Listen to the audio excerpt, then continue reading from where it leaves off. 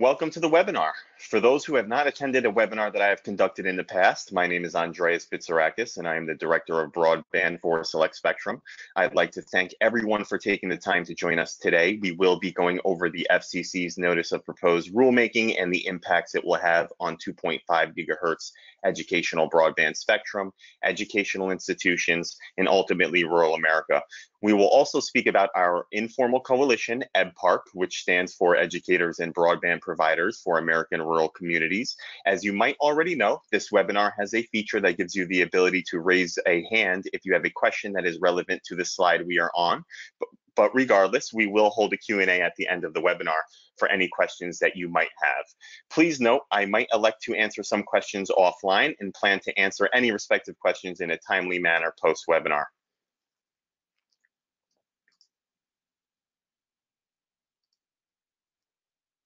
Okay, so on May 10th, 2018, the FCC adopted a Notice of Proposed Rulemaking, and they currently seek comment on establishing 3 windows for new educational broadband spectrum issuance. First, a window for existing 2.5 gigahertz EBS licensees to expand their current service area to fill census tracts or counties that their license covers. Second, a window for Indian tribal nations located in rural areas to acquire licenses in unserved areas. And third, a window for educational entities that do not and have not had the chance to acquire a license in the past and are located in an area of the country that is unserved by the spectrum.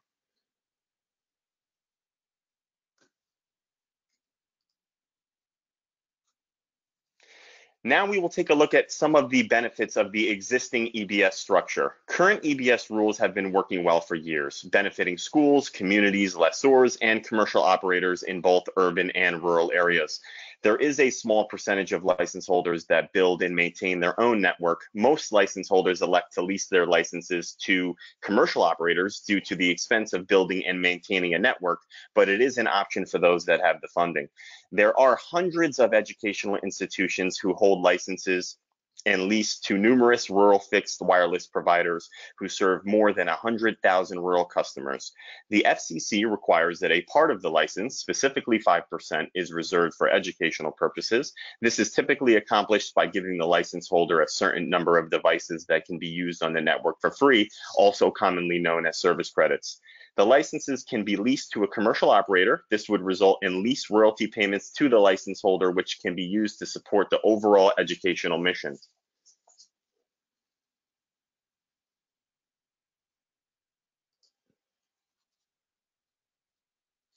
The FCC's proposed rules will commercialize EBS, which will likely halt most rural deployments. The ban was originally intended for educational purposes and is the only ban dedicated to doing so. The FCC's third filing window will create mutually exclusive applications, and the result will be auctions, which will include national commercial operators. What this means is if more than one educational institution applies for a license in a respective area, that the applicants would then be thrown into a commercial bidding auction against large nationwide operators such as Sprint.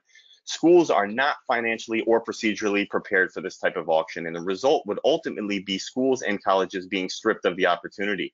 Keep in mind that a little over 10 years ago, Sprint entities won 74% of licenses in the 2.5 gigahertz auction. Sprint has not been building EBS-based wireless systems in small cities and rural areas and have only focused on urban population-rich cities and metropolitan areas. The simple solution to this problem is to have a first-come, first-served application window. Realize that schools and colleges have been waiting for this since 1995, while other educational institutions and roughly half of the nation were already given this opportunity. If schools and small rural operators band together to let the FCC and Congress know why this is an issue and suggest the simple solution that we have just stated, there is still time to preserve the educational nature of the spectrum.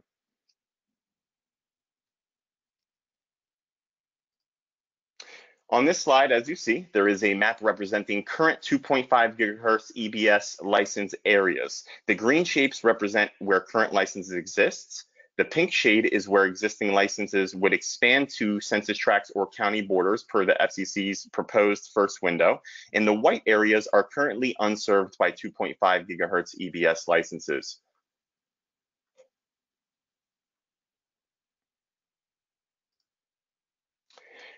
What are some of the impacts of the NPRM as it is currently proposed? Most importantly, educational entities will be stripped of an opportunity that was already given to other schools and colleges in roughly 50% of the US. Like I previously expressed during this webinar, these licenses have not been issued since 1995. Schools and colleges have been waiting literally decades to now be potentially stripped of the opportunity that they never received in the first place. The NPRM's rules regarding mutually exclusive applications will lead to a direct commercial auction, most likely won by Sprint and other large nationwide operators. If you remember a few slides back, I provided a statistic where Sprint won 74% of licenses in the 2.5 gigahertz auction that took place in 2009. This would all result in spectrum continuing to go unused and ultimately no solution to wireless internet coverage in rural America.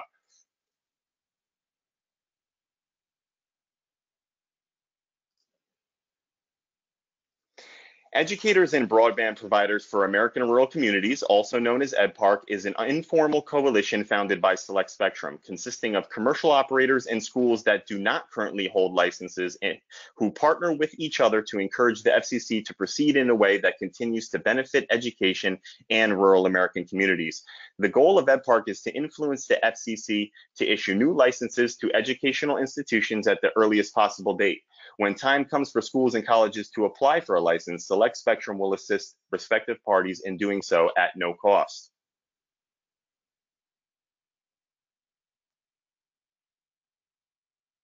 Now let's revisit some of the benefits of obtaining a EBS license. The vast majority of these licenses are in rural areas and they can be used to provide broadband access to unserved or underserved areas, which will benefit students, faculty, and residents of the community.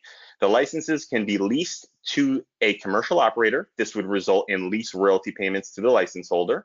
The FCC states that a part of the license is reserved for educational use. This is typically accomplished by the operator giving the license holder free devices to be used on their network or service credits to access the network. There is a small percentage of license holders that build and maintain their own network, like we stated previously. Most license holders elect to lease their licenses to commercial operators due to the expense of building and maintaining a network, but it is an option for those, those who have the funding.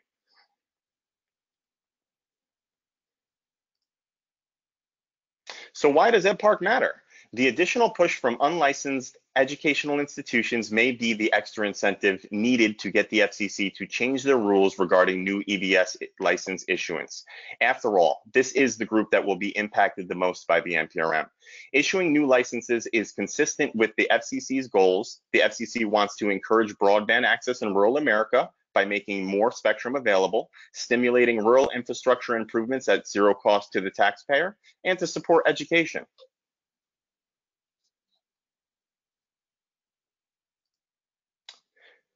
We need the help of educational institutions and rural ISPs, primarily because many educational institutions are unaware of EBS licenses and the benefits of owning one. We need the educational institutions to tell the FCC why this is important to their educational mission. Schools have been waiting decades for this opportunity, and now the FCC's rulemaking will potentially strip them of it. The main objective is to preserve the educational nature of the spectrum and to provide rural America sufficient wireless coverage.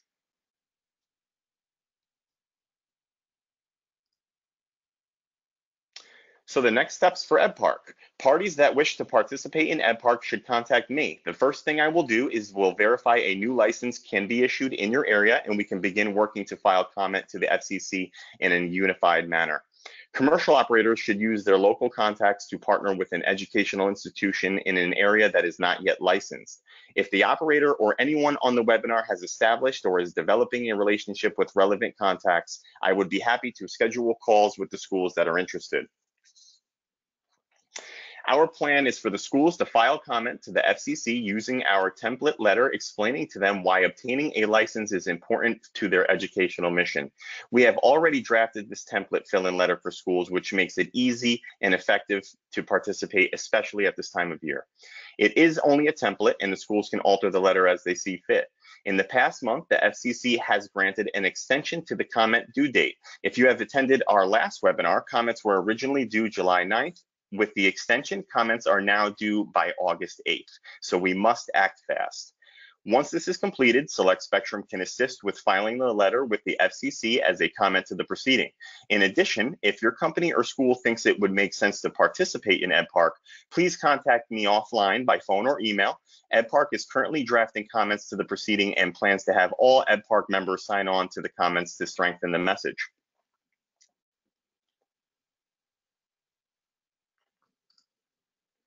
During this presentation, I have focused solely on the NPRM and its impacts. If you'd like to learn more about 2.5 gigahertz educational broadband spectrum, how it's evolved over time, and information regarding the actual spectrum, please visit selectspectrum.com.